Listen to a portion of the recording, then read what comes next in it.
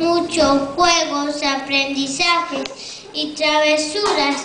Llevaremos en nuestra memoria cada palabra de nuestra profesora, sus enseñanzas y todo lo que estos años hemos compartido juntos.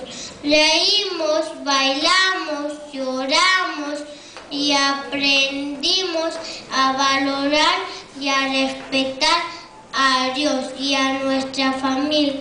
Gracias a nuestros padres por darnos la oportunidad de estudiar en mi casita blanca y conocer todas mis amiguitos y a mis maestras, de las cuales me separo hoy, pero con la promesa de llevarlos en nuestro corazón y recordarlos por siempre. Gracias.